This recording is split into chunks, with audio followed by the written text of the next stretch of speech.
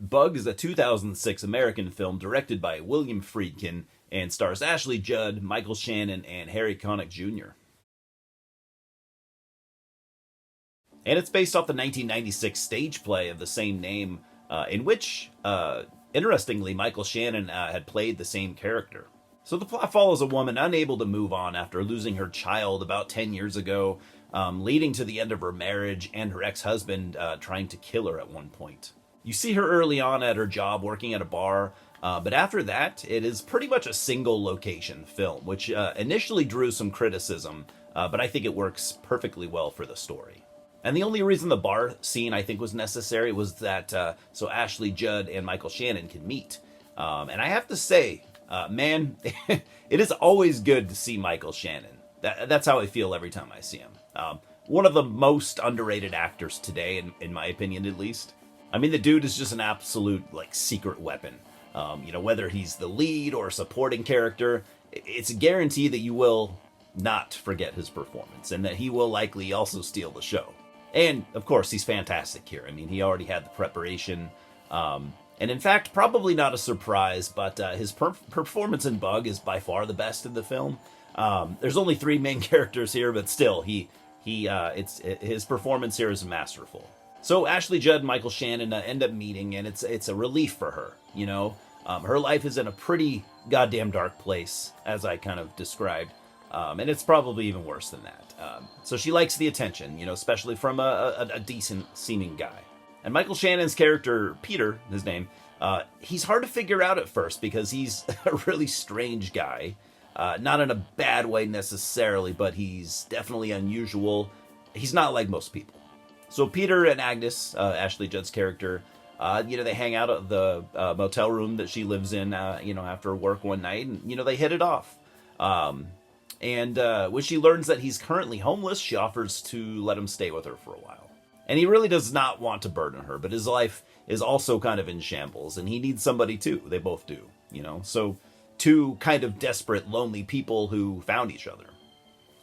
Sometimes that can work out, and sometimes sometimes it's bad. It's funny because with a slightly different script, this could just be like a, romantic drama or something like that, but it's far, far from it.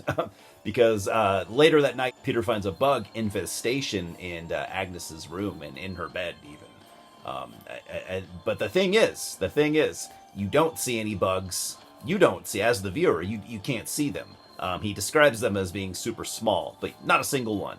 So that kind of messes with your mind. Like, wait, why can't we at least see like little specks? Nothing. So at first I figured, okay, they're, like I said, they're super small. They're hard to see, but even when Peter like holds one up with his finger, you still can't see it. And it's very weird.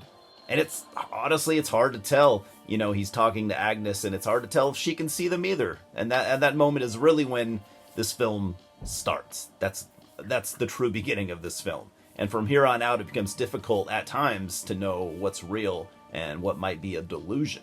Harry Connick Jr. plays Agnes's ex-husband, and he shows up consistently, or at least every so often, pretty much just to bully Agnes, even though he just got out of prison.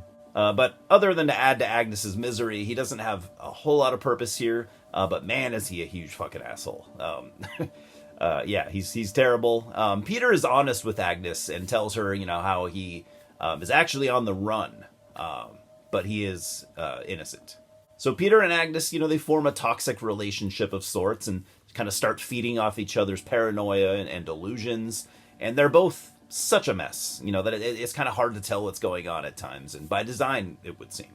Agnes is also a hard drug user. And this is, to me, one of the most interesting, interesting aspects of this film. Because you never actually see her use the drugs. You see her with paraphernalia, and she does admit to using it, but you never actually see her use it, which I thought was an interesting decision. And it's kind of a confusing one, but it's something that you consistently will think about while you're watching this. So I mean, I imagine that the hard drugs contributed to her delusions, but that's the thing. A lot at this point is kind of left to, I don't want to say left to interpretation, but there are kind of different paths you could take with this. It's confusing at times. And this is the kind of film that only, someone like William Friedkin could make, because in lesser hands, I think this would be a mess, or it potentially could have been a mess. Granted, it was written as a stage play, and that does kind of make a single location film easier to direct, I would think. And that said, Friedkin, he puts plenty of his own little touches, like his trademark editing style and artful camera work. Speaking of which, is almost a character of its own here, I gotta say. You'll figure that out pretty much instantly. The cinematography kind of it gives me these kind of 70s vibes with the raw look and the intense slow zoom ins and close ups. Friedkin clearly had a very specific vision, not surprisingly. And I mean, I'm not personally a huge fan of single location films, but I could name a huge handful of exceptions. So, take that with a grain of salt. But there's just so much here to, kind of spice things up, especially the performance of the two leads. Because ultimately everything falls on them, and they more than deliver, in my opinion. This by far, I think, is the best I've seen Ashley Judd. I do think that she's kind of pushing the limits of her capabilities at times here. But we all have limits, and at least it comes off as genuine. And again, Michael Shannon, steals the show as he does in pretty much everything that he's in, right? His performance here is kind of complex and flawless at the same time, and everything he does is just completely believable. Also, back to the single location thing, because a lot of critics, as I said, criticized, that aspect of the film when this came out originally, and I really actually disagree with that. A film touching on drug use and paranoia, can absolutely benefit from a single location. It just makes more sense. I mean, not to get dark here, but have you ever, known a paranoid drug user? They don't leave the house. They don't. So I thought that, that was not only realistic, but just completely fitting. So I'm giving Bug a 7 out of 10. This is a very dark and intense film, at times just completely chaotic.